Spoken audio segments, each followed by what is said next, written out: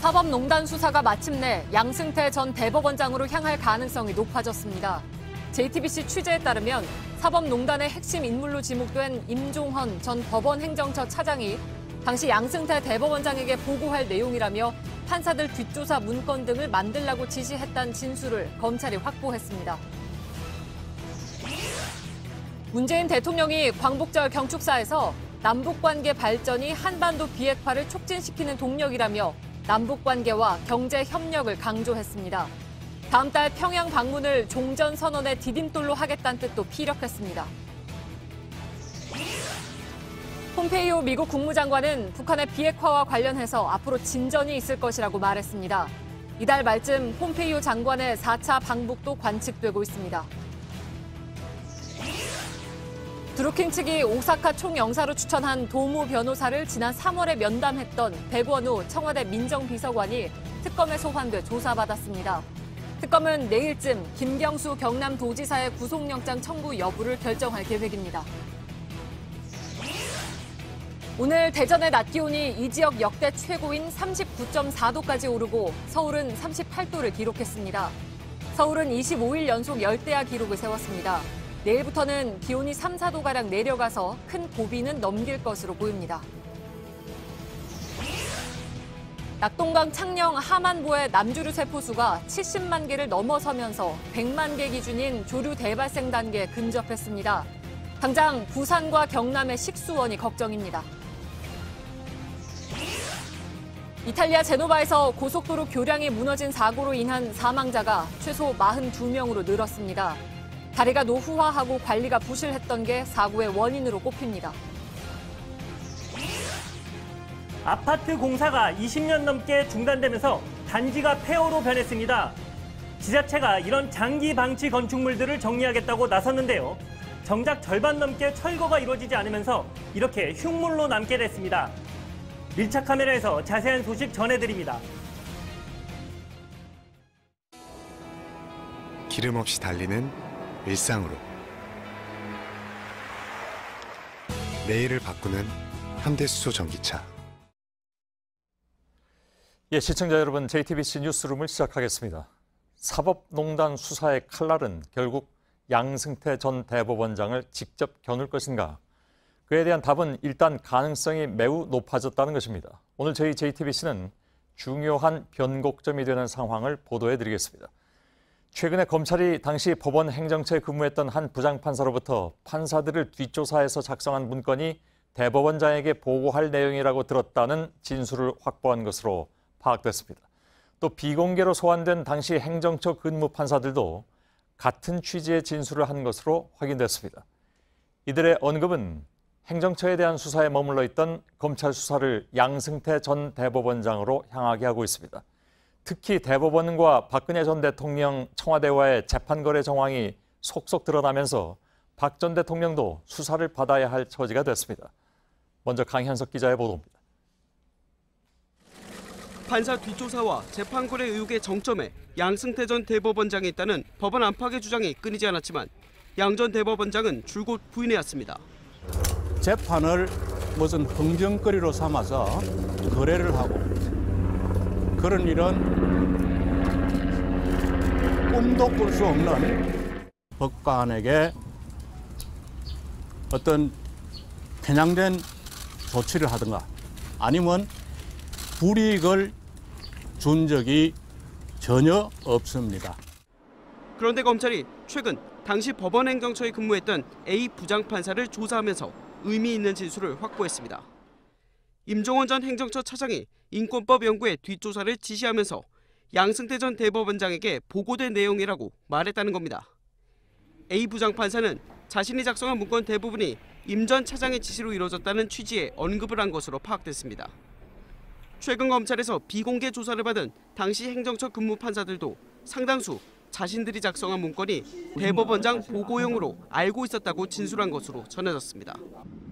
해당 문건에는 대법원의 상고법원 추진을 반대하며 대법원장의 권한을 제한해야 한다고 목소리를 낸 판사들과 모임을 뒷조사한 내용이 담겨 있습니다. 법원 행정처에 근무했던 전 현직 판사들의 진술이 확보되면서 검찰 수사가 양 전 대법원장을 직접 향하게 됐습니다. JTBC 강혜석입니다. 이런 가운데 석방 8일 만인 어제 검찰에 다시 소환된 김기춘 전 대통령 비서실장은 16시간 조사를 받고 오늘 새벽에 집으로 돌아갔습니다. 비서실장 시절에 자신의 공관으로 대법관과 외교장관을 불러서 강제징용 피해자들의 소송에 대해서 논의한 것과 관련해서 집중적인 조사가 이루어졌습니다. 김 전 실장은 이른바 삼청동 비밀회동이 있었다는 사실은 부인하지 않았다고 하는데 이렇게 되면 윗선이었던 박근혜 전 대통령에 대한 조사도 불가피해집니다. 이가혁 기자입니다. 김기춘 전 대통령 비서실장은 2013년 12월 말 서울 삼청동 자신의 공간에서 당시 법원 행정처장이던 차한성 대법관 그리고 윤병세 외교장관과 만났습니다. 검찰 관계자는 김 전 실장에게 공간 출입 기록과 외교부 압수수색을 통해 확보한 자료를 제시하자 비밀 회동 자체를 부인하지 못했다고 했습니다. 김 전 실장은 그러나 강제징용 피해자들이 일본 전범기업을 상대로 낸 손해배상 소송을 미뤄달라거나 전원 합의체에 올려 결과를 바꿔달라는 요구를 한 적이 없다는 취지의 진술을 한 것으로 알려졌습니다. 하지만 검찰은 법원 행정처 내부 문건과 최근 외교부 압수수색에서 확보한 회의 자료만으로도 김 전 실장이 재판에 대한 청와대의 방침을 적극 전달한 정황을 파악한 상태입니다. 검찰은 김 전 실장의 윗선인 박근혜 전 대통령에게도 재판 관련 보고가 이뤄졌을 것으로 보고 있습니다. 박 전 대통령에 대한 조사가 불가피할 것으로 보입니다. JTBC 이가혁입니다. 예, 김기춘 전 비서실장은 이렇게 부인하고 있지만 현재 검찰은 청와대와 대법원 사이의 재판 거래는 물론이고 박근혜 전 대통령과 양승태 전 대법원장도 관여한 것으로 보고 있습니다. 취재 기자를 통해서 좀 더 알아보도록 하겠습니다. 서울중앙지검의 강버들 기자가 나가 있습니다.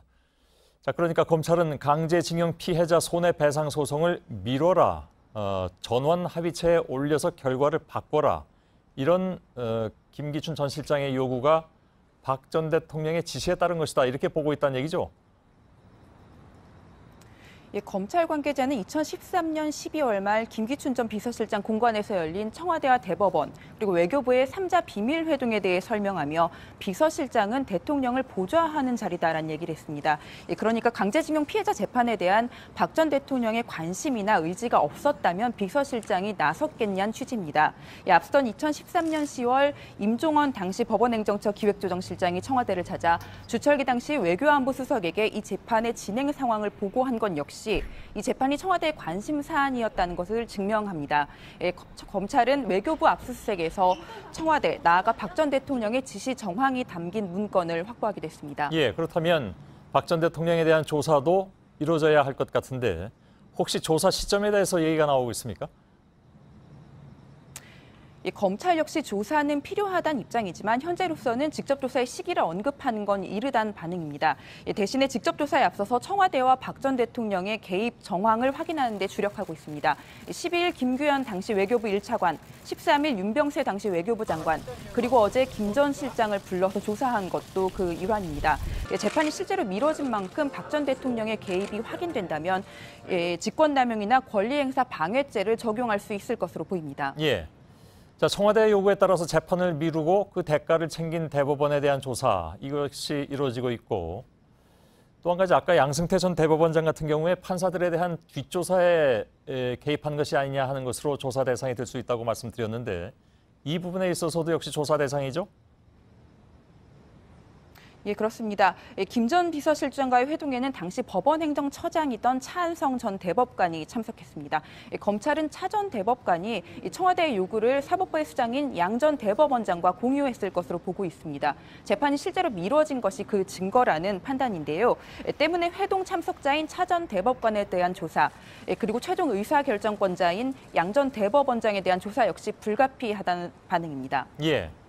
자, 이렇게 되면 그야말로 이제 사상 처음으로 전직 대법원장이 검찰 포토라인에 서게 되는 그런 순간이 올 수도 있는데 좀 보도록 하겠습니다. 그리고 내일 현직 판사를 3번째로 공개 소환한다고 했습니다. 어떤 부분에 대한 조사가 이루어집니까?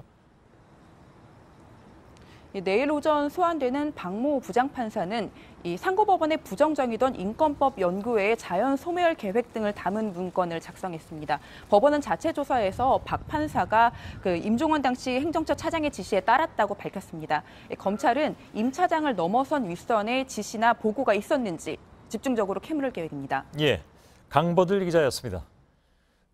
다음 소식입니다. 문재인 대통령은 73주년 광복절 경축사에서 남북관계 발전이 비핵화를 이끌어내는 동력이 될 수 있다 이렇게 말했습니다. 이 말이 주목되는 것은 비핵화가 이루어져야 경협도 가능하다는 그간의 기조와는 다른 것으로 해석될 수 있기 때문입니다.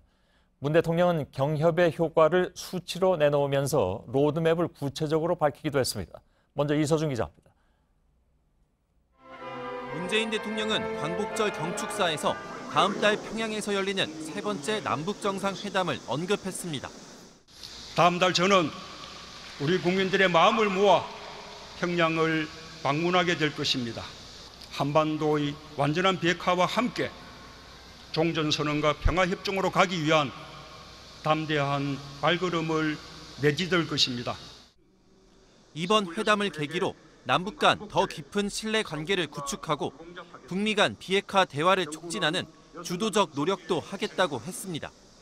북한에겐 완전한 비핵화 이행을, 미국에겐 상응하는 포괄적 조치를 요구하기도 했습니다. 남북 관계가 한반도 비핵화를 촉진하는 동력이 될 수 있다며 남북 경제 협력의 구체적 로드맵을 밝히기도 했습니다. 곧 있을 폼페이오 미 국무장관 방북을 계기로 한반도 비핵화와 남북 경제 협력이 동시에 진전되길 바라는 기대를 내비친 겁니다. 문 대통령은 완전한 비핵화로 한반도 평화가 정착되면 본격적인 경제 협력이 이뤄질 수 있다며 남북 경협의 효과는 30년간 최소 170조 원에 이를 것이라고 밝혔습니다. JTBC 이서준입니다. 예, 북미 간의 비핵화 협상이 뚜렷한 진전을 보이고 있지 못한 상황에서 왜 문 대통령은 남북 경협을 강조하는 말을 던졌는가 하는 의문이 먼저 생길 수밖에 없죠. 바로 청와대 취재기자를 연결하겠습니다. 정재윤 기자 나와 있습니다. 자, 문 대통령이 지금 남북 경협을 강조한 이유는 뭐라고 파악을 하고 있습니까? 네, 일단 청와대는 지난 6월 북미 정상회담 전후부터 지금까지 북미 대화 국면에서는 약간 뒤로 물러나 있었습니다. 그러나 오늘을 기점으로 청와대가 다시 적극적으로 나서겠다는 뜻을 밝힌 걸로 보입니다. 문 대통령은 남북관계 발전은 북미관계 진전의 부수적 효과가 아니라면서 오히려 남북관계 발전이야말로 한반도 비핵화를 촉진시키는 동력이라고 강조한 게 이 같은 해석을 뒷받침합니다. 예. 자, 그동안에 보면 먼저 비핵화, 그 이후에 남북관계 개선 이런 흐름이 있었습니다. 그런데 그렇다면 오늘을 기점으로 두 가지를 동시로 추구한다든가 또는 오히려 남북관계 개선을 우선적으로 추진할 수 있다. 이런 일종의 전략 수정으로 봐도 됩니까? 이렇게 볼 수 있을 것 같습니다. 일단 지금 북미 간 교착 상태에 있는데요. 이런 상황에서 남북 관계를 주도적으로 개선해서 비핵화 대화와 종전선언 동력 추진을 함께 하겠다는 뜻을 내비친 걸로 보입니다. 문 대통령은 남북 관계가 좋았던 시기에 북핵 위협이 줄었다 이런 말도 했습니다. 이같이 남북 주도권을 강조한 발언은 지난해 미국 일각에서 선제 타격론까지 거론할 정도로 북미 관계가 좋지 않았을 때 자주 했던 말이기도 합니다. 예. 자, 그런데 역시 뭐 그렇게 하더라도 역시 중요한 것은 관건은 미국의 입장인 것 같은데 미국이 비핵화 진전이 안 되면 남북 경협이라든가 아니면 제재 완화는 어렵다는 입장을 계속 유지하고 있기 때문에 이게 바뀐 건 아니지 않습니까? 네, 그렇습니다. 그래서 청와대 구상이 실현이 되려면 중요한 게 미국을 얼마나 설득하느냐, 이게 관건인 것 같습니다. 일단 폼페이오 장관이 조만간 방북할 가능성이 큰 걸로 알려진 만큼 이 과정에서 청와대는 제재 완화 등을 고려해 볼 만하다고 미국 측에 적극적으로 설명할 걸로 보입니다. 문 대통령이 북한의 완전한 비핵화 이행과 또 이에 상응하는 미국의 포괄적 조치가 신속하게 추진되길 바란다고 언급한 것도 이런 의미로 해석됩니다. 예. 다시 말하면 이제 폼페이오가 남북 3차 정상회담 전에 평양을 방문하게 될 텐데 거기서 어떤 성과가 나오냐에 따라서 문 대통령의 구상이 어느 정도 실현될 가능성을 높이느냐 그렇지 않느냐 이것이 좀 어쩔 수 없이 걸리는 것 같습니다. 예, 정재윤 기자였습니다. 또 한 가지 눈에 띄는 것은 문 대통령은 동북아시아 6개국과 미국이 참여하는 동아시아 철도 공동체를 제안한 점입니다. 판문점 선언에서 합의한 철도와 도로 공사를 올해 안에 시작하겠다 이런 말도 했죠. 대북 제재가 계속되는 상황에서 미국도 참여하는 철도 공동체를 제시하는 것은 어떤 의미인지, 이것은 또한 실현 가능성이 있는 것인지 허진 기자가 짚어봤습니다. 문재인 대통령은 판문점 선언에서 합의한 철도 연결 공사를 올해 안에 시작하겠다며 동아시아 철도 공동체를 제안했습니다. 동북아 상생 번영의 대동맥이 되어 동아시아 에너지 공동체와 경제 공동체로 이어질 것입니다. 동아시아 철도 공동체의 핵심은 남한과 북한, 중국, 일본, 러시아, 몽골 등 동북아 6개국뿐 아니라 미국까지 참여시키겠다는 구상입니다. 기존의 남북러, 남북중 철도 협력에 더해 미국, 일본도 참여시켜 경제적 이득을 얻을 수 있는 지역 경제 공동체 모델로 만들겠다는 겁니다. EU의 초기 협력 모델인 유럽 석탄 철강 공동체와 같은 구상입니다. 미국은 1990년대 중반서부터 동북아 운송 시장에 이런 가능성이 주목해 오면서 진출을 노려왔습니다. 북한은 국제 철도망에 편입돼 운송 수입을 얻고 외자를 유치할 수 있기 때문에 거부할 이유가 없습니다. 다만 대북 제재가 강화된 상황에서 이 구상이 현실화되기까지는 갈 길이 멉니다. 신호체계 등 실제 철도 운영에 필수적인 핵심 장비는 북한에 드릴 수 없기 때문입니다. 결국 북한의 비핵화 진전이 있어야 미국의 협력도 이끌어낼 수 있다는 전망입니다. JTBC 허진입니다. 예, 이런 상황 속에서 폼페이오 미 국무장관은 북한 비핵화와 관련해서 앞으로 진전이 있을 것이라고 말했습니다. 이달 하순에 폼페이오 장관의 4차 방북도 예상이 되고 있는데 그동안의 북미 간 실무 협의에서 핵무기 리스트 신고와 종전선언 이 두 사안의 빅딜에 접근이 이루어진 것이 아닌가 하는 관측도 나오고 있긴 합니다. 다시 간다면 전처럼 빈손으로 오기가 매우 부담스러운 상황이기 때문이기도 하죠. 이지은 기자.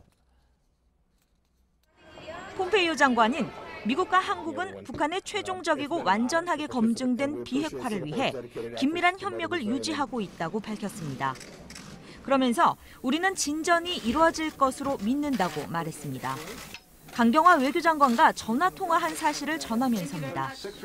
북미가 지난주 판문점에서 한 실무협의에서 비핵화 조치와 종전선언에 대한 진전을 시사한 것으로 풀이됩니다.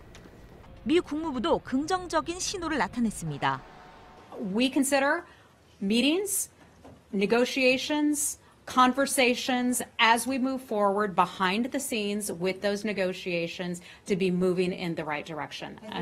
양측의 마쿠 협의가 진전되면 폼페이오 장관은 이달 하순 4차 방북에 나설 것으로 관측됩니다. 폼페이오 장관의 방북이 성사될 경우 시진핑 주석의 발걸음이 빨라질 것으로 보입니다. 미중 무역 전쟁 속에 북미 관계가 개선돼야 방북의 부담을 덜 수 있기 때문입니다. 시 주석의 방북 시기는 이르면 이달 말이나 다음 달 초라는 전망이 나옵니다. 다만 다음 달 3일 베이징에서 열리는 중국 아프리카 협력 포럼 일정으로 북한의 구구절 이후가 될 가능성도 제기됩니다.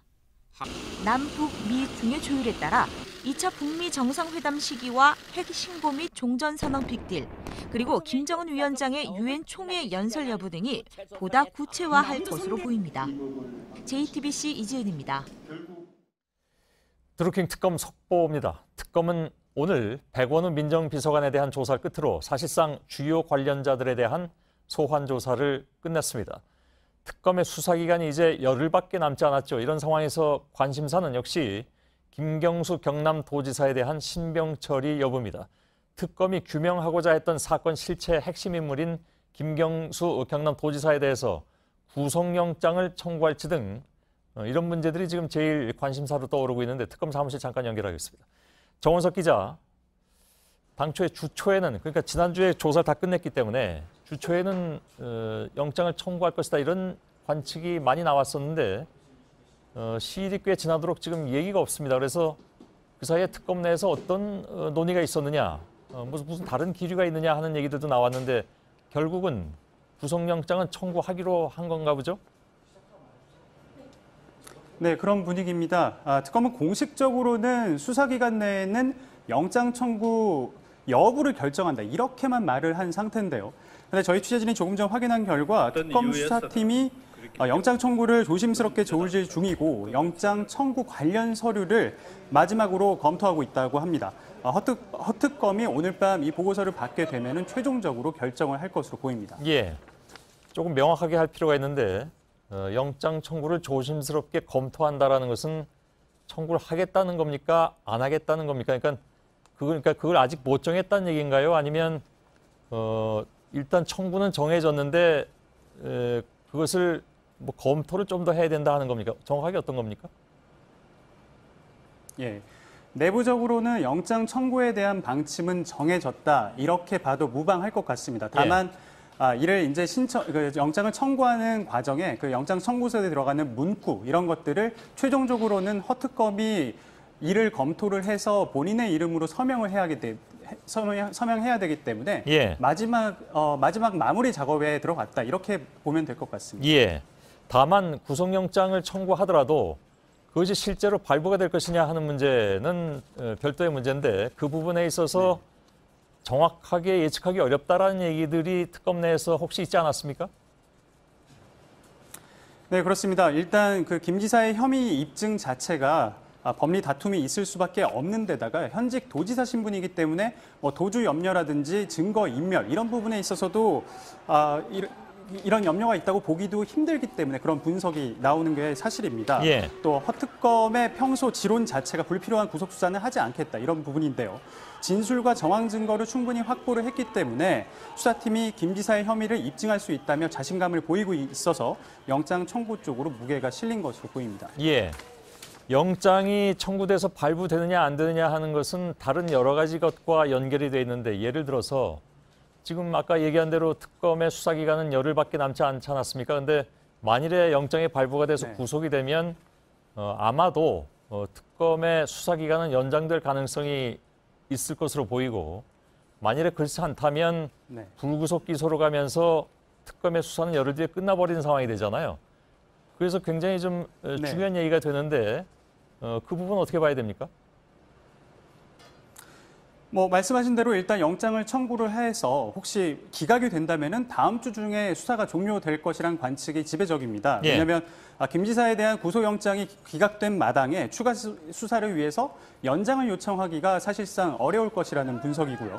그런데 영장이 발부가 된다면은 기본적으로 김 지사를 추가로 구속된 상태에서 2주 정도 또 추가로 수사해야 할 필요성이 생깁니다. 이때는 특검 입장에서는 수사기간 연장을 요청할 수 있을 명분이 생기기 때문에 그럴 가능성이 커 보입니다. 예. 아무튼 오늘이 수요일이고 이번 주가 상당히 좀 중요한 시간이 될 것 같군요. 알겠습니다. 정원석 기자였습니다. 자, 특검팀은 오늘 오전에 백원의 청와대 민정비서관도 참고인 신분으로 불러서 조사했습니다. 백 비서관은 드루킹 김동호 씨가 체포된 지난 3월 21일 김 씨의 최측근으로 알려진 도모 변호사에게 연락하고 일주일 뒤에 청와대로 불러서 오사카 총영사 자리에 대한 면접을 받다는 의혹을 받고 있습니다. 특검은 백 비서관이 드루킹 일당을 만난 과정에 김경수 지사가 어떻게 연관됐는지를 물어본 것으로 전해졌습니다. 어제 이탈리아 제노바에서 다리가 무너지는 사고로 인한 사망자 점점 늘어나서 지금까지 최소 42명으로 지금 알려지고 있습니다. 어제 급하게 이 소식을 전해드린 바 있는데 콘크리트 잔해 속에서는 지금도 구조 작업이 이어지고 있습니다. 무너지는 순간을 촬영한 영상도 공개가 되었습니다. 김혜미 기자입니다. 뿌연 안개 속에 다리가 맥없이 무너집니다. 어디요? 어디요? 곧 다리 중간 부분은 흔적도 없이 사라졌습니다. 현지 시간 14일 오전 11시 반쯤 이탈리아 서북부 제노바에서 고속도로를 잇는 다리가 무너졌습니다. 전체 1.2km가량의 다리 가운데 200m 구간이 떨어져 나가면서 다리 위를 지나던 차량 30여 대가 45m 아래로 함께 추락했다고 외신은 전했습니다. 밤샘 구조 작업이 이어지면서 사망자 수는 계속 늘고 있는 상황입니다. 이탈리아 소방당국이 생존자들을 찾고 있지만 엄청난 무게의 콘크리트 잔해 때문에 구조의 속도를 내지 못하고 있습니다. Da quello che ho constatato casualmente sin qui è un bilancio destinato a militari. 현지 언론은 무너진 콘크리트 더미 때문에 인근 공장의 가스 파이프가 파손되면 추가 피해가 발생할 수 있다고 우려했습니다. JTBC 김혜미입니다. 이번 사고에서 살아남은 사람들은 몸이 10m가량 날아갔다라거나 세상의 종말을 보는 것 같았다고 말했습니다. 무너진 다리는 완공한 지 50년이 된 다리였습니다. 사고 원인에 대해서는 여러 가지 진단이 나오고 있습니다. 김성탁 특파원입니다. 거대한 교량탑이 가루처럼 무너져 내리자 주민들이 믿을 수 없다고 소리칩니다. 콘크리트 다리는 과자 부스러기처럼 부서져 있습니다. 사고 당시 다리 밑에 있던 남성은 살아난 게 기적이라고 말했습니다.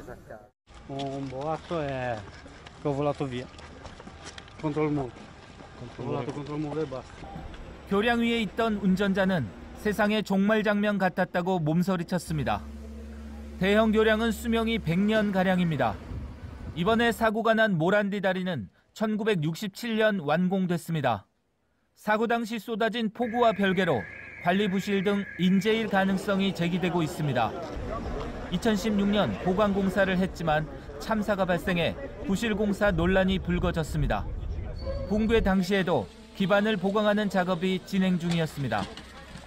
당초 설계 때부터 콘크리트 수명을 잘못 예측했다는 주장이 2년 전 나오기도 했습니다. 프랑스와 이탈리아 밀라노를 잇는 데다 주요 항구와 산악 지역의 중간이어서 교통량이 폭증했지만 이탈리아의 도로 예산은 2008년 이후 70%가량 줄었습니다. 이탈리아 정부는 사고 원인을 조사해 책임을 묻겠다고 밝혔습니다. 런던에서 JTBC 김성탁입니다. 계엄령 문건을 수사 중인 군검 합동수사단이 어제 압수수색한 부대에는 기무사 602 부대가 포함되어 있는 것으로 JTBC 취재 결과 확인됐습니다. 이 602 부대는 서울에 있는 군부대를 감시하는 기무사의 예하 부대입니다. 그런데 이 부대가 2016년 태블릿 PC 보도 이후에 촛불 집회 국면에서는 군 부대가 아닌 집회에 대한 정보를 집중적으로 수집한 것으로 드러났습니다. 경찰 정보를 불법으로 활용하기도 했습니다. 이 정보가 바로 계엄령 계획에 반영된 것입니다. 심수미 기자입니다. 지난해 기무사가 만든 계엄령 검토 문건입니다. 서울 광화문과 여의도 등에 탱크와 장갑차, 특전사 등을 배치한다는 계획이 담겨 있습니다. 이런 부대 배치 계획을 짜기 위해 기무사가 촛불 집회 관련 정보를 집중적으로 수집했던 것으로 조사됐습니다.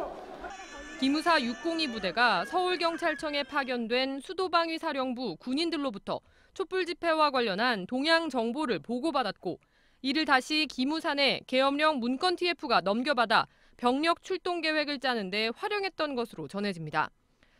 서울 내 군부대의 방첩, 보안을 담당하는 602 부대가 경찰과 민간 정보를 불법으로 수집해온 겁니다. 군검 합동수사단은 어제 602 부대를 압수수색하고 관련 자료를 확보했습니다. 합수단은 또 기무사가 촛불 집회, 장소, 시각 등의 정보를 보수단체에 넘겨 이른바 맞불 집회를 조장했다는 의혹에 대해서도 확인할 방침입니다. JTBC 심소희입니다. 국회는 원내 교섭단체에 지급되는 특수활동비에 이어서 상임위원장 몫으로 지급되는 특활비도 결국 폐지하기로 했습니다. 유인태 국회 사무총장은 JTBC와의 통화에서 의장단 몫의 특활비만 최소한으로 남기고 상임위원장 특활비는 폐지하기로 했다고 밝혔습니다. 국회는 이런 내용의 특활비 제도 개선 방안을 내일 발표할 예정입니다.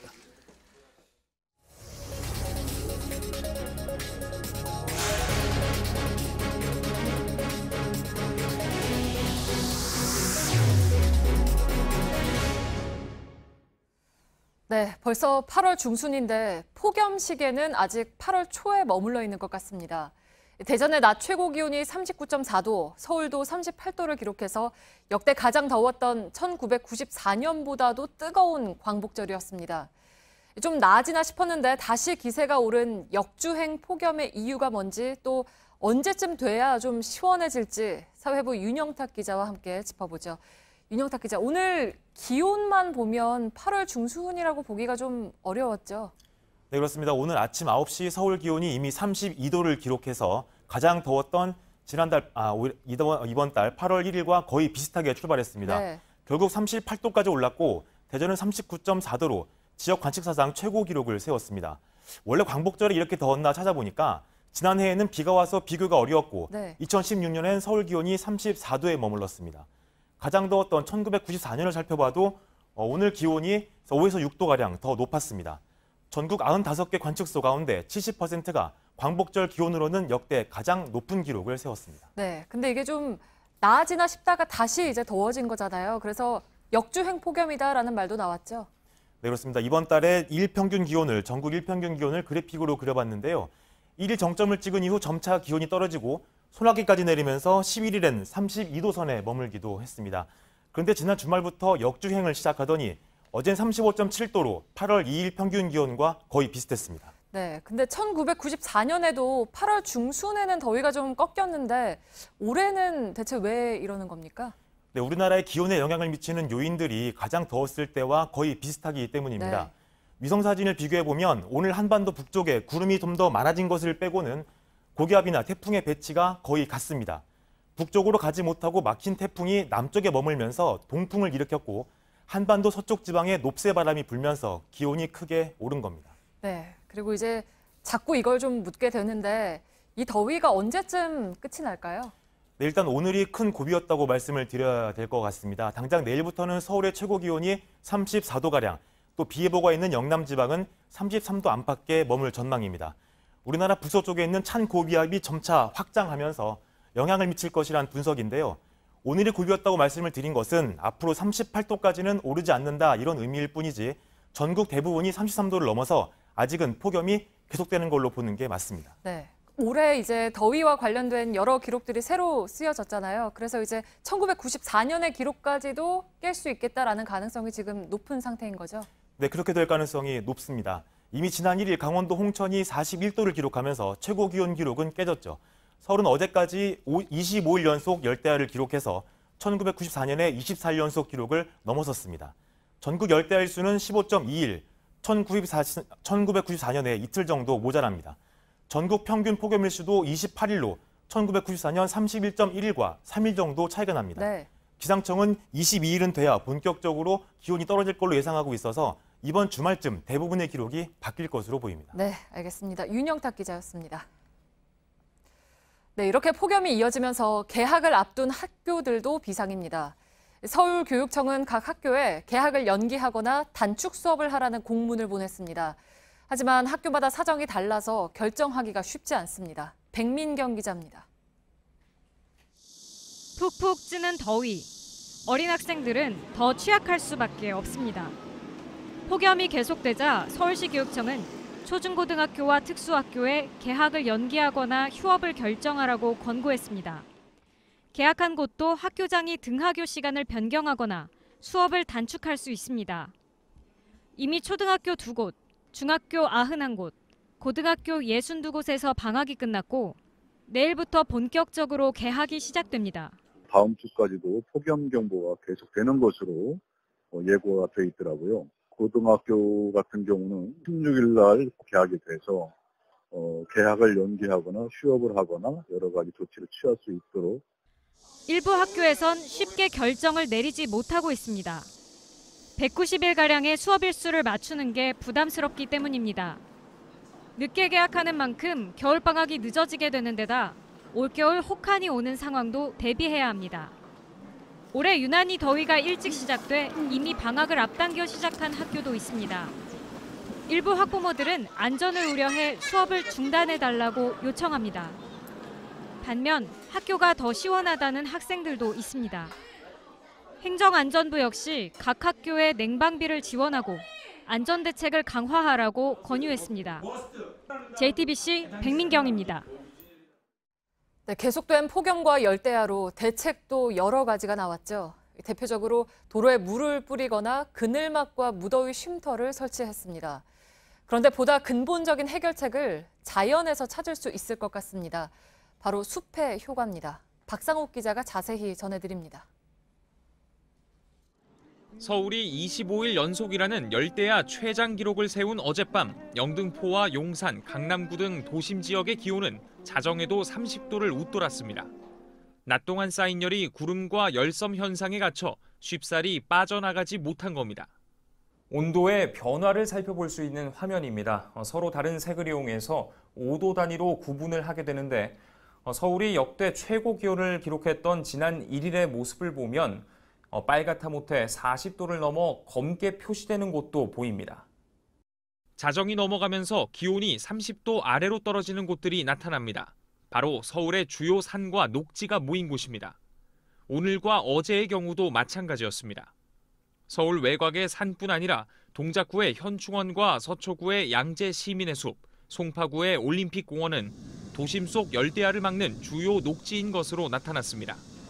이 같은 숲의 효과는 나뭇잎의 증산작용에서 비롯됩니다. 뿌리에서 흡수된 물이 잎으로 이동하고 이 물은 잎의 기공을 통해 증발하는데 이 과정에서 주변의 열을 빼앗아가는 겁니다. 공원이나 녹지 확대를 통해 이 같은 숲의 효과를 극대화하는 게 열대야 방지의 해결책이 될 수 있는 이유입니다. JTBC 박상욱입니다. 네, 그리고 올해 폭염에 가뭄이 겹치면서 녹조도 특히 심합니다. 낙동강 위역에서는 식수원까지 위협받고 있습니다. 볼을 열자는 목소리가 커지고 있지만 농사를 생각하면 또 그러지도 못하는 상황입니다. 윤두열 기자입니다. 사방을 둘러봐도 온통 짙푸른 녹색입니다. 마치 잔디밭을 보는 듯합니다. 물이 보 아래로 떨어지자마자 곧바로 녹조띠가 만들어집니다. 낙동강 창녕 함안보의 오늘 모습입니다. 지난 6일 이곳에서 뜬 물 1ml당 남조류 세포수가 71만 5,993개, 9일엔 51만 7,616개가 나왔습니다. 조류 경보 중 경계 단계 기준 10,000개의 70배 이릅니다. 남조류 세포수가 100만 개가 넘어 조류 대발생 단계가 발령될 수 있다는 우려까지 나오고 있습니다. 창녕 함안보 아래 취수장도 상황은 마찬가지입니다. 보통 비가 내리면 녹조는 옅어지거나 사라지기 마련인데 이렇게 비가 주룩주룩 내리고 있는데도 보시는 것처럼 강물 색깔은 여전히 짙은 녹색을 띠고 있습니다. 이 물은 바로 옆 취수장으로 들어갑니다. 이곳을 포함해 창녕 함안보 인근 7개 취수장에서 끌어온 물을 부산 시민과 경남 도민이 마시게 됩니다. 이 때문에 환경단체뿐만 아니라 지자체까지 보수문을 열라고 나섰습니다. 환경부는 우선 어제부터 안동 이마댐과 합천댐의 수문을 더 열었습니다. 하지만 보문을 여는 결정은 미루고 있습니다. 4대강 사업을 하며 취수구를 높여놔 수위가 낮아지면 강물을 끌어올릴 수 없기 때문입니다. 지난 겨울 보문을 열어 농사를 망쳤다는 농민들의 반발도 거센 상황입니다. 몇 천만 원 손해봤으니까 그게 지금 완전 마이너스잖아요. 생활 자체가요. 운옥조라도 우리는 보 개방하는 거 용서 못합니다. 우리는. 4대강 사업 이후 올해 녹조가 가장 심각한 상황이지만 보 개방 여부를 결정하기가 쉽지 않은 상황입니다. JTBC 윤두열입니다. 오늘 새벽 3시쯤 서울 성북구에 있는 아파트 12층 가정집에서 불이 났습니다. 60명의 주민들이 대피했습니다. 다행히 인명피해는 없었지만 집안에 있던 가구와 가전제품이 불에 타면서 소방서 추산 1,900만 원의 재산 피해가 났습니다. 소방당국은 거실에 설치된 에어컨에서 불이 시작된 것으로 보고 불이 난 정확한 원인을 조사하고 있습니다.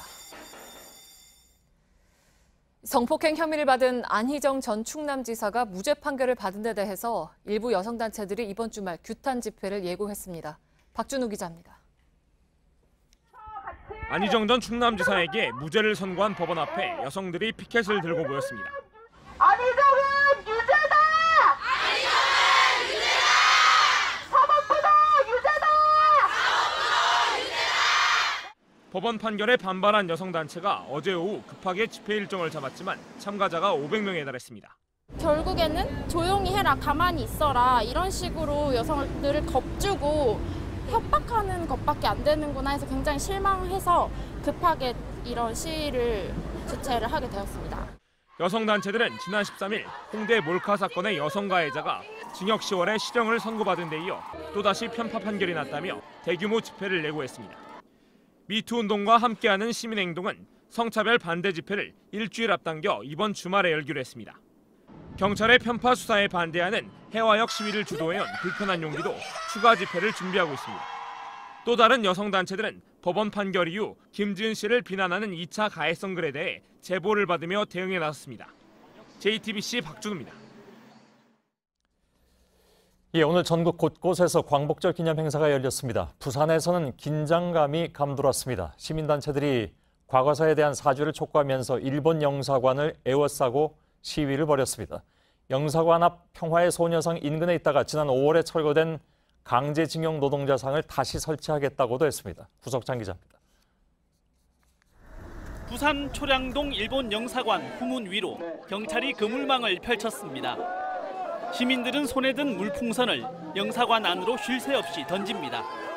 반대편 정문 쪽도 시위가 뜨겁습니다. 제국주의만을 공그른 놈들을 향해서 함성 발사! 강제징용 노동자상을 앞세워 행진하다 막아선 경찰과 충돌이 일어납니다. 결혼하지 마세요. 알았어요.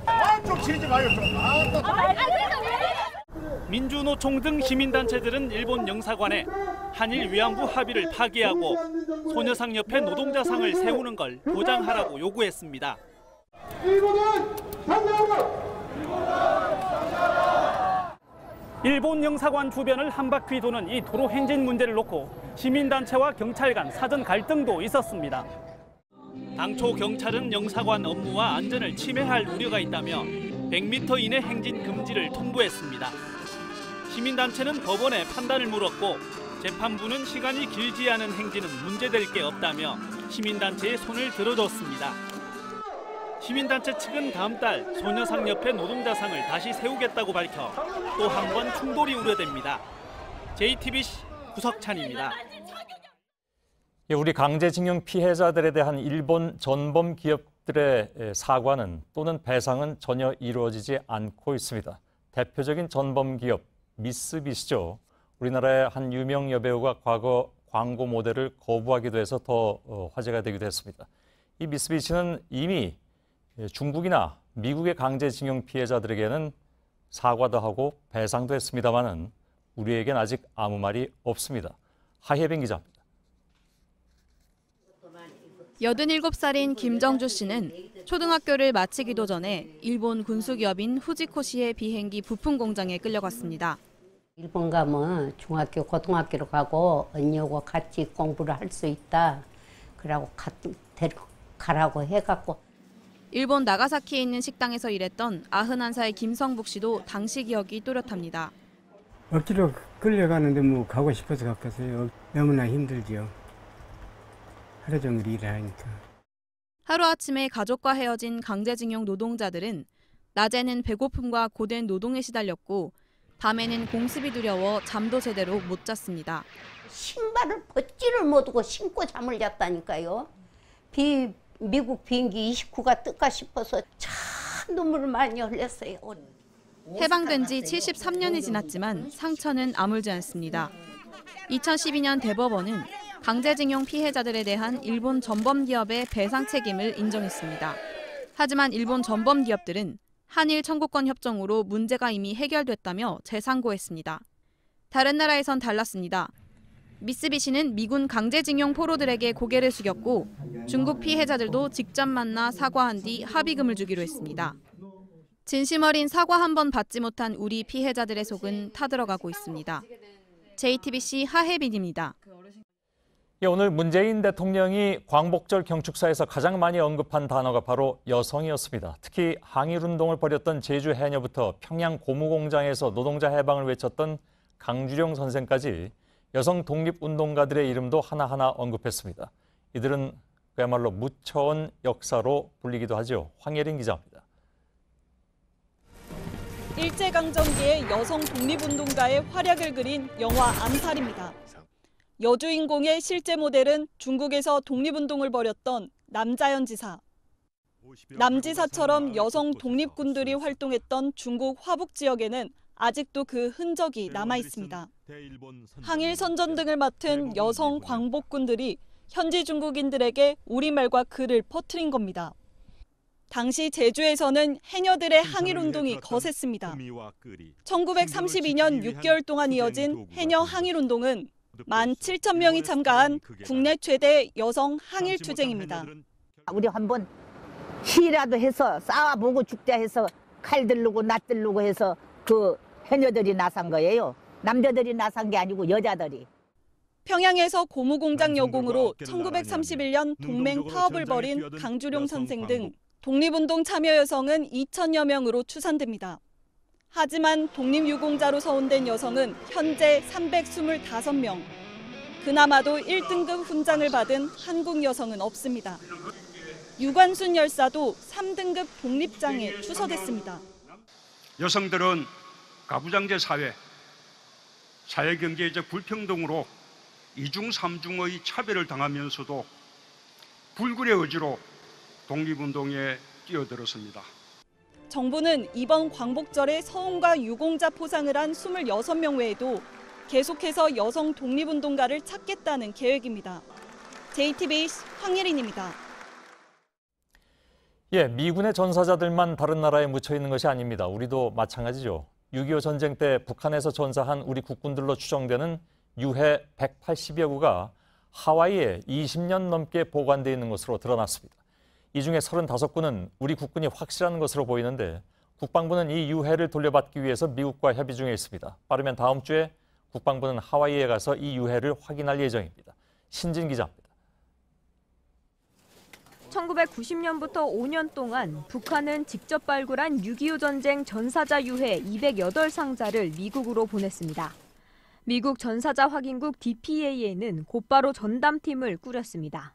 K208 프로젝트, K208팀 이렇게 이야기를 했거든요. 박스에 담긴 유해를 전담해서 신원 확인을 해라 하는 그 이유 때문에 이제 K208이라는 이름이 붙었고, DNA 감식 결과 유해 400여 구가 확인됐는데 이 중 180여 구는 동양계인 것으로 드러났습니다.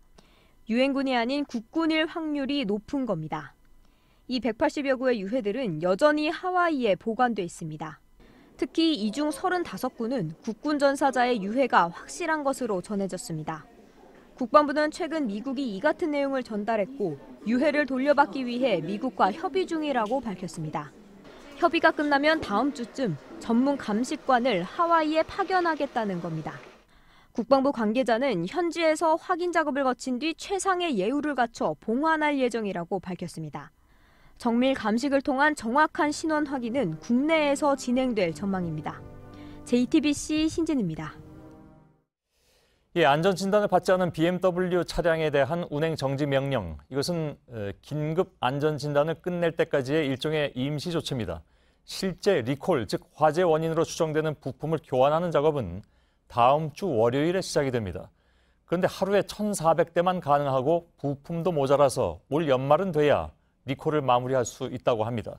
더군다나 이 부품이 진짜 사고 원인이 맞는지조차 역시 연말은 돼야 알 수 있다고 합니다. 그만큼 남은 문제가 훨씬 많다는 얘기죠. 전다빈 기자입니다.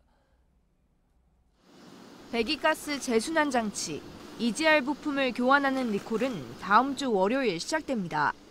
긴급 안전진단의 경우 하루에 최대 10,000대까지도 가능했지만 리콜은 1,400대가 고작입니다. 부품을 갈아 끼우는데도 시간이 많이 걸리지만 아예 부품 자체가 부족한 상황이기 때문입니다. 국토교통부는 BMW 코리아가 리콜 대상인 10만 6천여 대분 부품을 본사에 주문해 놓았지만 모두 받으려면 12월은 돼야 한다고 밝혔습니다. 문제는 이 부품이 정말 화재의 원인인지조차 아직은 불확실하다는 겁니다. 자동차 안전연구원에서 조사 중이지만 BMW로부터 추가 자료를 받아 정확한 화재 원인을 분석하려면 역시 연말까지 걸릴 것으로 보입니다. 자체 실험도 해보고 모든 부분을 다 해봐야 됩니다. 시간이 많이 걸립니다. 4개월 정도로 최대한 어떻게 해보려고 노력하고 있습니다. 리콜 대상 BMW의 주인들은 무작정 기다리라는 식으론 문제만 키울 뿐이라고 말합니다. 불신이 극에 달했다고 보면 돼요. 계속해서 국민들한테 그야말로 소통을 해야 돼요. 그날별로 프로그레스는 이렇고. JTBC 전다빈입니다. 예, 운행 중단 명령은 초유의 일이어서인지 후속 조치를 놓고 혼선도 빚어지고 있습니다. 행정안전부는 안전진단을 받은 차까지 정부 청사 지하 주차장에 못 들어오게 하겠다고 했다가 과잉 대응 논란이 일자 한밤중에 다시 말을 바꾸기도 했습니다. 정재우 기자입니다. 리콜 대상 BMW 차량은 정부 청사 지하 주차장을 쓰지 못하게 하겠다. 어젯밤 행정안전부가 내놓은 입장입니다. 10만 6천 대의 리콜 대상 차량 전체가 청사 지하 주차장 이용 제한 대상이란 겁니다. 당장 과잉 대응 논란이 일었습니다. 그러자 행안부는 자정이 지나 다시 자료를 냈습니다. 리콜 대상 중 안전진단을 받지 않은 차만 제한하겠다는 겁니다. 리콜 대상 차량 중에 운행 정지 명령을 받은 차량은 10개 청사에는 지하 주차장은 안 됩니다. 지상 주차장은 다 쓸 수 있어요. 하지만 이번엔 하나마나한 조치란 말이 나옵니다. 안전진단을 받지 않은 차에는 아예 운행정지 명령이 발동되기 때문입니다. 현실적으로 관공서가 안전진단 여부를 확인하기도 어렵다는 지적입니다. 확인증 받아가셨냐, 그게 뭐냐 그랬더니 어떤 분들은 해달라고 그런대요. 안전점검을 받았다는 거를 확인을 달라고 그런다고 그러더라고요. 저도 없어요.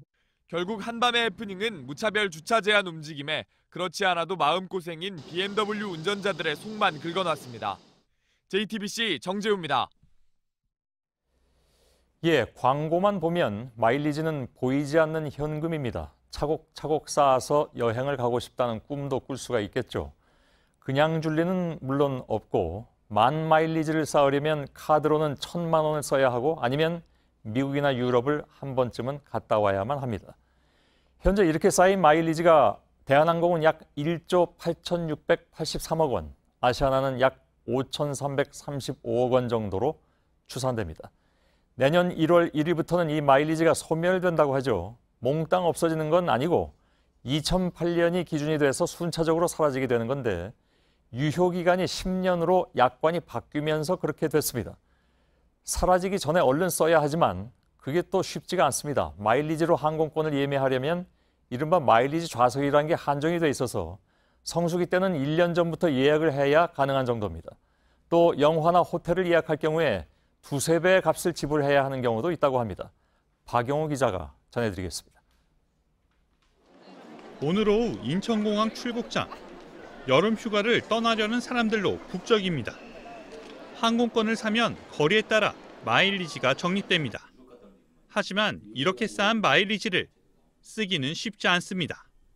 마일리지로 살 수 있는 항공권은 전체 항공권의 5% 수준에 불과하기 때문입니다. 마일리지로 예약할 수 있는 좌석이 몇 석이나 되는지 그걸 좀 더 투명하게 공개를 하면은 이용하는 고객들도 조금 어느 정도 납득을 할 수 있겠는데. 항공사들은 마일리지로 항공권을 사는 대신 호텔 숙박이나 기념품 구입 등 다른 방법으로도 쓸 수 있다고 말합니다. 하지만 이 경우엔 헐값 처분을 각오해야 합니다. 예를 들어 대한항공 마일리지로 인천 그랜드 하얏트 호텔을 이용하려면 23,000마일이 듭니다. 통상 마일당 20원인 기준을 적용하면 1박당 가격이 46만 원에 달하는 셈입니다. 호텔 홈페이지에서 판매되는 가격 14만 4천 원의 약 3배 수준입니다. 모형 항공기 한 대 살 때 써야 하는 마일리지가 동남아 왕복 항공권 가치와 맞먹기도 합니다. 이마저도 모두 대한항공 계열사 위주로 쓰게 돼 있습니다. 항공사들이 배짱을 부리는 이유가 있습니다. 내년부터 10년간 쓰지 않은 마일리지는 그냥 사라집니다. 대한항공과 아시아나가 2008년 나란히 약관을 바꿔 유효기간을 두기로 하면서입니다. 업계 관계자들은 해외에선 이런 식으로 마일리지 제도를 운영하는 사례를 찾기 어렵다고 말합니다. 델타항공 등 해외 주요 항공사들은 빈 좌석만 있으면 언제든 마일리지로 예약할 수 있고 성수기와 비수기 제한도 두지 않습니다.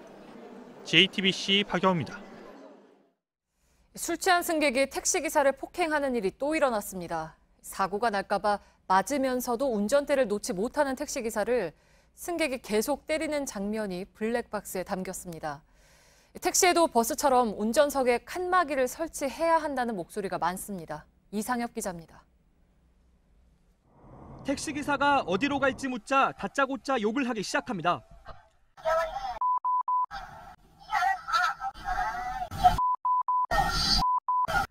앞자리에 앉은 승객은 택시기사 옆에 바짝부터 위협하기 시작합니다. 빠른 속도로 달리는 택시가 휘청하더니 급기야 차선을 넘습니다. 운전대를 붙잡은 채로 피해도 보고 막아도 보지만 역부족입니다.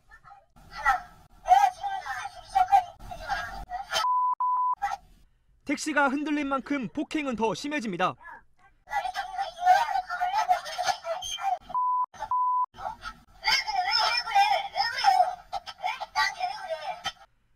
술에 잔뜩 취해 택시기사를 폭행한 이 승객은 경찰에 붙잡혔습니다. 망막이 찢어서 내주 수술한 상태고요. 그래서 코뼈는 이게 좀 부러졌고요. 제가 이제 평생 직업이 이제 택시이기 때문에 앞으로도 계속 택시를 해야 되는데. 앞서 지난 4월 서울 은평구에서는 70대 택시기사가 술에 취한 승객에게 맞아 숨지는 일도 있었습니다. 경찰청 자료에 따르면 최근 3년간 버스나 택시기사를 때린 사건은 9,000건이 넘습니다. 하루에 8명꼴입니다. 이딴 폭행 사건에 버스는 2006년부터 운전자 보호 칸막이가 의무적으로 설치됐습니다. 하지만 택시는 승객을 잠재적 범죄자로 보는 것 아니냐는 불만과 함께 택시비를 낼 때 불편하다는 이유 등으로 설치되지 않고 있습니다. JTBC 이상혁입니다. 충남 천안에서 시내버스가 SUV 차량과 부딪히고 차량 석 대를 잇따라 들이받았습니다. 7명이 다쳤는데 SUV 차량이 신호를 위반해서 벌어진 일입니다. 정영재 기자입니다. 사거리를 지나던 시내버스가 오른쪽에서 달려오던 SUV 차량을 들이받습니다. 버스는 신호를 기다리던 차량들을 밀치며 인도를 올라탑니다.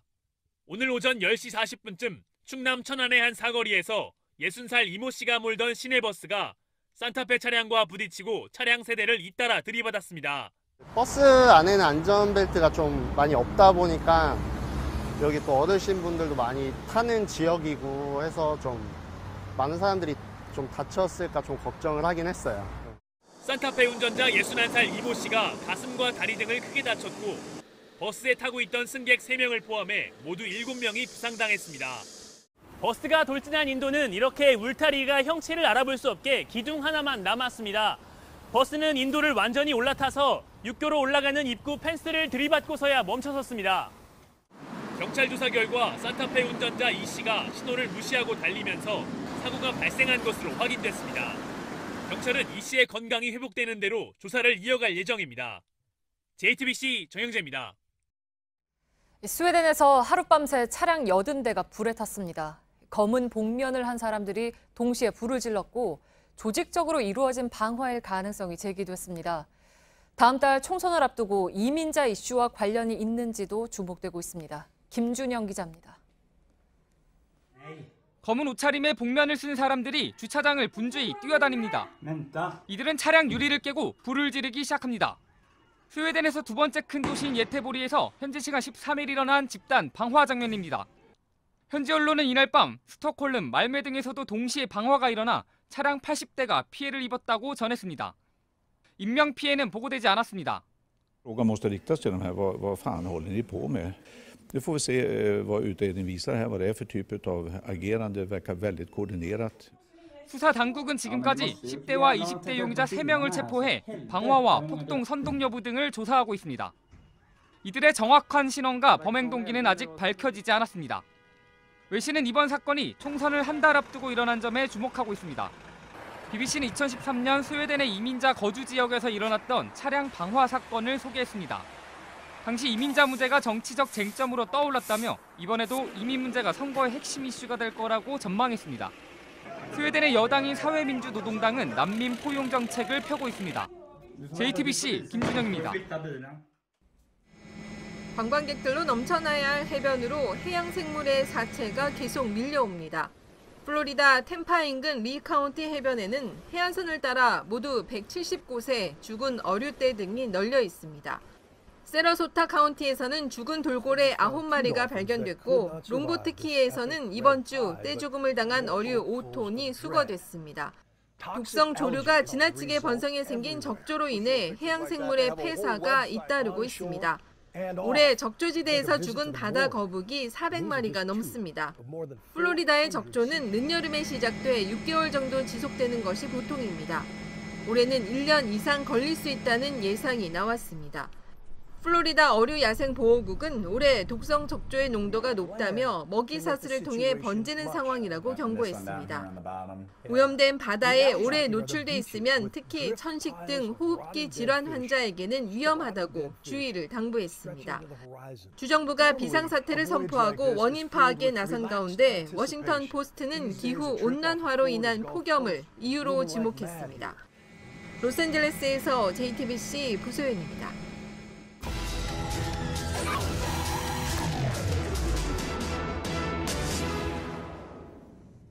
동네마다 항상 공사 중이라는 건물들이 있죠. 짧게는 2년, 길게는 20년 넘게 공사가 멈춰선 건축물이 전국에 300개가 넘습니다. 이게 사유지라서 강제로 철거하거나 손보기가 어렵습니다. 법도 만들었지만 별 소용이 없습니다. 밀착 카메라 손광균 기자입니다. 아파트 공사장에 나무와 잡초가 빽빽합니다. 1998년 착공했다가 5년도 안 돼 시행사 부도로 공사가 중단된 곳입니다. 바깥과 연결된 쪽으로 들어가 봤습니다. 몇 걸음 못 가 나무들을 헤치고 지나야 합니다. 나무 줄기는 건물 배관을 타고 3층까지 올라왔습니다. 20년 가까이 사람의 손길이 닿지 않으면서 이 건물 입구는 완전 숲처럼 변해버렸습니다. 그리고 이 가운데 있는 빈 공간은요, 원래는 엘리베이터가 들어가야 될 자리인데 지금은 철골 구조물이 상당히 낡아버린 상태입니다. 이 손을 빨리 써야 하는 상황이지만 정작 이곳 주민들이나 인근 업체 직원들도 누구 소유인지 모른다고 말합니다. 잘 몰라요. 여기 뭐 한 20년 거의 됐다고 하더라고요. 하다 들었는데. 근데 얘기로는 여기 몇 사람 왔다 갔다 했었는데. 숙박시설로 짓다가 20년 가까이 방치된 곳도 있습니다. 위험할까봐 저희도 자리가 그 속에 들어가 애들이 놀다가라도 무슨 다칠까 해도. 드론을 띄워 가까이 가보자 벽에 낙서들이 가득합니다. 옛날에 짓다가 고장난 거를 매입 했는데 그 상태로 있다가 다시 또 넘어간 거죠. 그런 상태라서 지금 시험을 지키고. 이런 공사장들은 밤이 되면 흉물로 변합니다. 특히 시내에 자리 잡은 곳은 안전사고나 범죄에 악용될 우려가 큽니다. 자재나 이런 것들이 밖에 나와 있어서 좀 위험할 수 있겠다고 생각했고 또 이제 좀 들어갈 수 있을 것 같아서. 경기도에 이렇게 장기 방치된 유령 건물만 42곳에 달하지만 올해 정비를 시작하기로 한 곳은 3곳에 불과합니다.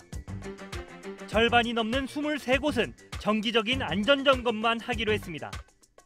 지금 이대로 올해 공사를 안 한다면 이거는 위험한 거죠. 지금 이게 다 막아진 것도 아니고 그리고 다니는 것도 불편하고 안 좋아요. 지난해 만들어진 특별조치법에 따르면 시도지사가 장기 방치 건물에 대해 철거를 명령할 수 있습니다. 하지만 경기도 측은 강제로 철거나 공사 재개를 명령하기보다 안전점검을 유도하는 게 현실적이라고 판단했다는 입장입니다.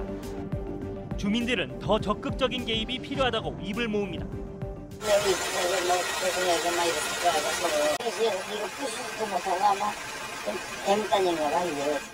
장기 방치된 건축물들은 경기도만의 문제가 아닙니다. 2년 넘게 공사가 중단된 건축물은 전국에 380곳이 넘습니다. 중단된 후 방치된 기간도 평균 13년에 달합니다. 건물 5개 가운데 1개꼴로 안전점검이나 즉각 조치가 필요한 상황입니다.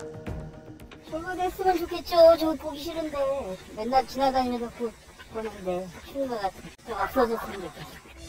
짧게는 2년, 길게는 20년 넘게 버려진 건물이 경기도에만 수십 곳이 넘습니다. 환경과 안전을 생각하면 철거가 당연하지만 정작 이럴 때 쓰라고 만든 법은 현장에서 소용이 없습니다. 밀착 카메라 손광균입니다. 원칙을 지킨다는 건 처음은 어렵다. 수십 번 하면 익숙하다. 수천 번 하면 체질이 된다. 그렇게 100년. 이제 정 관장에게 원칙을 벗어난다는 건 불가능한 일이다. 119년 원칙 그대로 바른 길로 갑니다. 정 관장.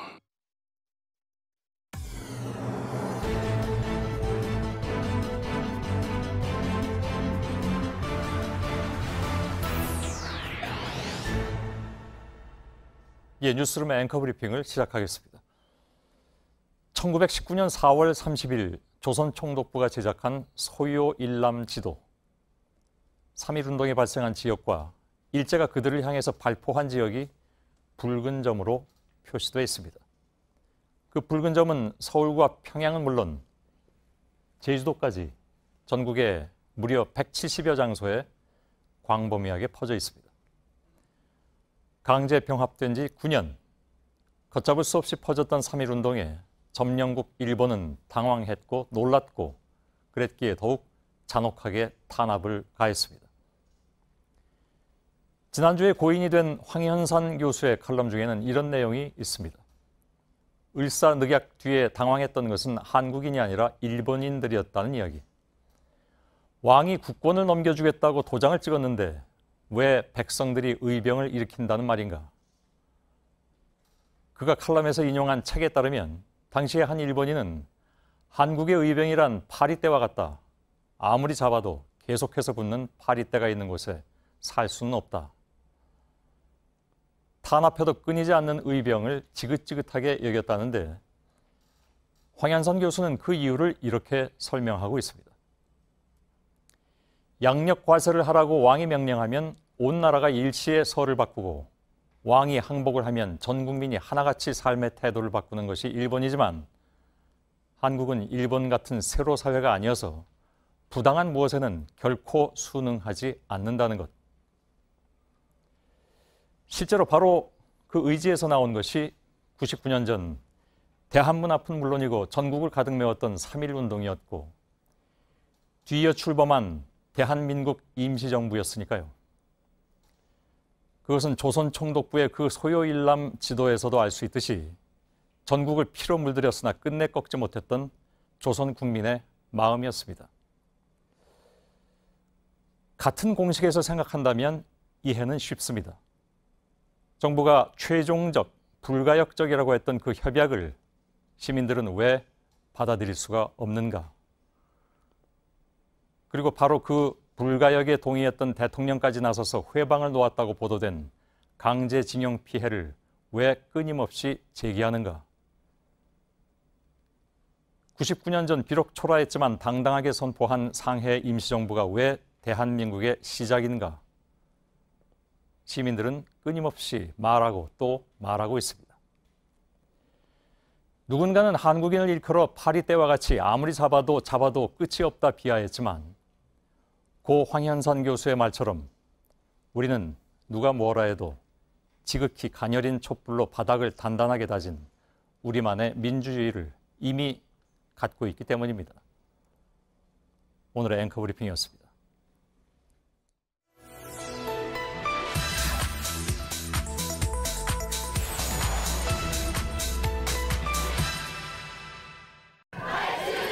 해산하라! 해산하라! 해산하라!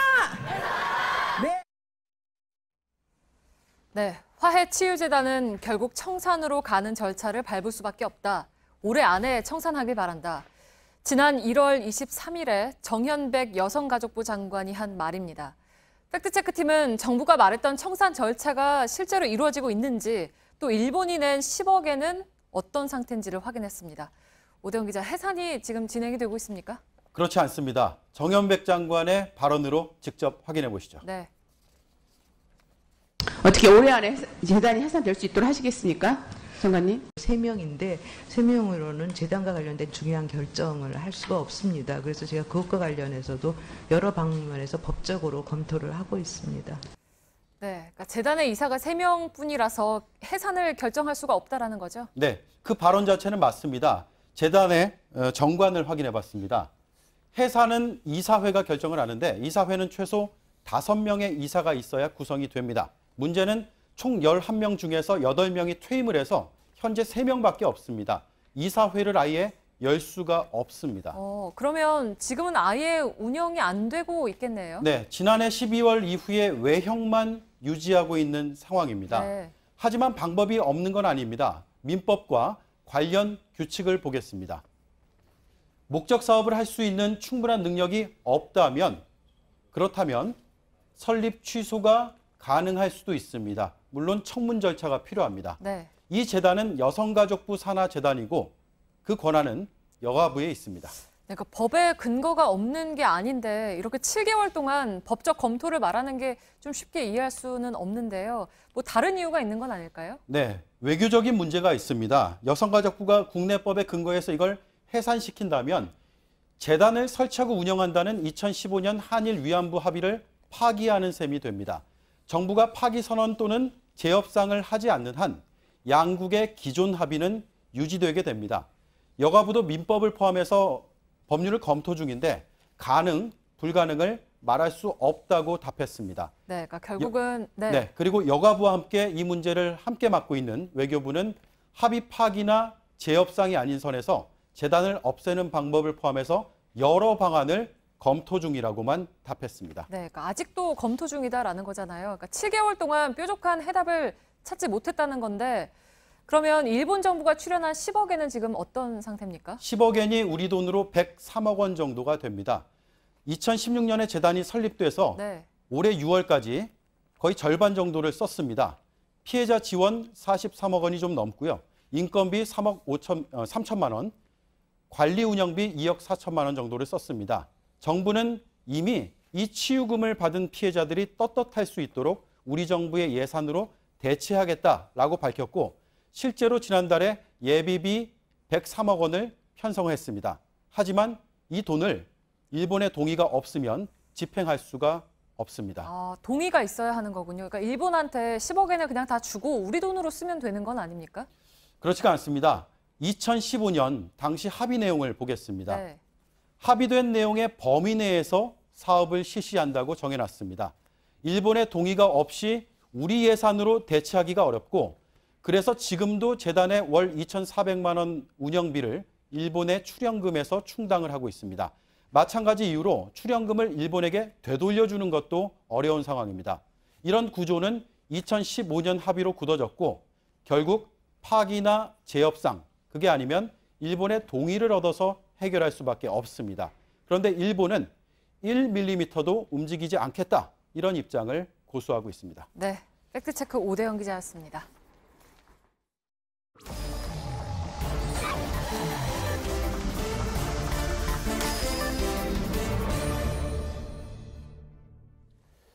비하인드 뉴스를 시작하겠습니다. 박성태 기자가 나와 있습니다. 첫 번째 키워드 열죠? 예, 첫 키워드는 남진과 BTS로 잡았습니다. 왜 등장하나요, 이 사람들은? 예, 민주당 전당대회 지금 후보 경선이 한창인데요. 송영길 의원이 전당대회 후보들을 저 가수들에 비유했습니다. 송 의원은 오늘 한 라디오 인터뷰에서 남진이 노래를 하면 우리가 박수치고 옛 스타를 존중하지만 전성기인 BTS, 즉 방탄소년단과는 비교할 수 없다며 지금의 전성기는 송영길이다라고 했는데요. 아주 끈질기게 나이를 얘기하는군요. 그렇습니다. 전당대회에서. 앞에 남진을 비유한 건 이해찬 의원입니다. 이해찬 의원은 이미 해볼 것 다 해봤으니 이제는 물러나줘야 된다라는 의미로 했습니다. 나이로 본다면 1963년생인 송영길 의원은 사실은 방탄소년단보다는 동갑은 정수라 씨가 동갑입니다. 그 가만히 있는 정수라 씨는 아무튼 의문의 일패입니다, 지금. 일부에서는 그런데 송영길 의원이 사실 BTS를 정확히 모른다는 지적도 제기됐는데요. 어제 토론회에서의 발언 때문입니다. 직접 들어보겠습니다. 혹시 좋아하는 걸그룹이 있으세요? 걸그룹은 어제 BTS. 아, 근데 걸그룹은 아닌데요. 걸그룹은 있어요. 모르고 그러면 얘기한 겁니까? 제가 측근에게 물어보니까 BTS가 남성 아이돌 그룹인지를 정확히 몰랐을 것 같다라는 얘기가 돌아왔습니다. 그런데 오늘 아침에는 바로 BTS를 본인과 비교했는데요. 어제 밤 이후에 지적이 있자 열심히 공부했을 것이다라는 측근의 얘기가 있었습니다. 그 BTS를 모르긴 쉽지 않은데 사실 요즘 같은 때, 그죠? 방탄소년단으로 알고 있었다면 걸그룹 질문에 나오지는 않았을 텐데 그냥 BTS로 알고 있어서 착각을 했을 것으로 보입니다. 하여간 그럼 김진표 의원에 대해서는 뭐라고 얘기했습니까?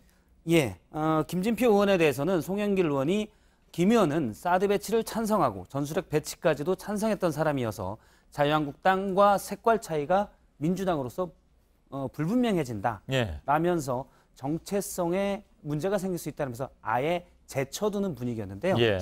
송영길 의원의 전략은 이해찬 의원과 1대1 전략으로 가면서 일단 김진표 의원을 배제하자는 전략으로 풀이가 됩니다. 선거 전략이겠죠, 당연히. 그렇습니다. 날이 갈수록 새 후보의 신경전이 거세지고 있는데 여당으로서의 비전을 보이기보다는 무슨 체력 문제, 세대교체, 이재명 경기지사 논란 등이 불거지면서 사실상 지지율엔 도움이 안 되고 있습니다. 두 번째 키워드를 열어보죠. 두 번째 키워드는 전범기 디자인으로 잡았습니다. 뭐 이른바 우길기? 그렇습니다. 서경덕 선신여대 교수가 국내 온라인 쇼핑몰 약 20곳을 조사했더니 일부에서 전범기 디자인의 제품을 판매를 하고 있었습니다. 아, 그렇습니까? 예. 지금 스마트폰 커버에 전범기 디자인을 쓴 제품이 약 4만 원에 판매가 되고 있었고요. 예. 저희가 제작진이 또 몇 개를 찾아보니까 전범기 디자인의 지갑, 좌측입니다. 그리고 우측에는 차량용 스티커, 그다음에 좌측 하단에 있는 거는 가면인데요. 할로윈 때 소품으로 쓰라고 10만 원 넘게 해서 팔고 있었습니다. 예. 서경덕 교수는 약 20종이 판매되고 있었는데 저희가 직접 찾아보니까 그중 일부는 서경덕 교수의 지적 이후에 판매는 좀 중단된 것으로 보입니다. 예. 침략 전쟁을 벌였을 때 썼던 깃발이기 때문에 그렇습니다. 이거를 디자인으로 쓴다는 건 좀 뭐 아무리 생각해도 그렇게 뭐 좋은 건 아니네요. 그렇습니다. 독일의 경우를 잠깐 보면요. 예. 많은 사람들이 알고 있는 문양이 있습니다. 나치의 상징인 바로 하켄크로이츠라는 문양인데요. 예. 독일은 저 문양을 이용해서 제품을 만들거나 보관하거나 사용하면 3년 이하의 징역을 받을 수가 있습니다. 그렇게 엄하게 다스리는군요. 그렇습니다. 예. 과거를 반성하자는 의미고요. 나치의 피해를 많이 봤던 프랑스에서도 마찬가지로 저 문양을 사용하면 처벌받습니다. 예. 그런데 일본은 앞서 봤던 전범기를 지금 해상자유대에서 거의 그대로 사용하고 있고 실제 일본 내에서도 많은 디자인으로 쓰이고 있습니다. 예. 일본 국기와 비슷하기도 한 까닭도 있겠지만 일본 정부가 우리는 전범국이 아니고 패전국이다라고 자리매김하면서 저런 것들 사용을 그대로 방치하는 겁니다. 과거를 반성하지 않는 모습이고요. 예. 실제 오늘 아베 총리는 오늘 이제 8월 15일 일본으로서는 패전일이라고 주장을 하는데요. 야스쿠니 신사에 공물을 복납하기도 했습니다. 예. 참배 못해서 미안하다고 했다고 지금 뭐 나오기도 하는군요. 그래서 우리 정부와 중국 정부의 강력한 반발을 또 샀습니다. 예. 뭐 어디에 누구한테 미안하다고 해야 될지 잘 모르는 상황이죠. 그러니까 아직도. 예. 예. 알았습니다. 그리고 다음 키워드를 볼까요? 예. 다음 키워드를 보면은 상황 판단 과락으로 잡았습니다. 예. 시험 봅니까? 예, 어제 바른미래당의 당대표 후보 토론회가 있었는데요. 여기에서 나온 얘기입니다. 정치인들도 시험을 보자라는 것은 이준석 전 지역위원장이 주장한 건데요. 지난번에 얘기했죠. 예, 이를 두고 설전이 잠깐 일었었는데 영상을 잠깐 보도록 하겠습니다. 예. 시험을 치게 하면 우리 후보들 중에 떨어질 만한 사람이 있습니까? 하태경 의원님 상황 판단에서 좀 꽈락되지 않을까 생각하고 이번에 송파을 공천 사태 보니까 손 고모님도 상황 판단에 있어가지고 약간 낙제점 받을 가능성이 있어. 예. 대놓고 싸웠군요. 그렇습니다. 예. 공무원의 5급 이상 공무원은 적격성 평가라는 시험을 받게 되는데요. 이 과목 중에 하나가 물론 헌법도 있지만 상황 판단 과목이 있다고 합니다. 예. 그런데 예를 들어 하태경 그다음에 손 고문이 이 과목에서 과락을 받을 수 있다라고 콕 집어서 지적을 한 겁니다. 예. 그 왜 두 사람만 그렇게 꼭 집어서 얘기했을까요? 바른미래당 당대표 후보에 컷오프된 사람이 6명인데요. 오늘 한 여론조사에 따르면 현재 가장 당대표 적합도에서는 손학규 전 선대위원장 그리고 하태경 의원들이 앞서 있는 상황입니다. 예. 지금 1, 2, 3위만 저희가 표시를 했는데요. 그래서 본인보다 앞서 있는 사람들을 좀 견제를 한 것으로 해석이 됩니다. 어느 당이든 일단은 좀 이런 지지율 조사 이런 데서 좀 밑으로 처진 후보들이 제일 공격적이긴 하죠. 예. 그건 어쩔 수 없는 현상이기도 하고. 예, 알았습니다. 여기까지 하겠습니다. 박성태 기자였습니다. 네, 내일 남부지방은 흐리고 비가 오는 곳이 있겠습니다. 그 밖의 지역도 오늘보다는 기온이 내려가지만 여전히 더울 거라는 예보입니다. 예, 저희들은 내일도 최선을 다하겠습니다. 여러분 고맙습니다. And ladies by the score, all dressed in satin and waiting by the door. Ooh.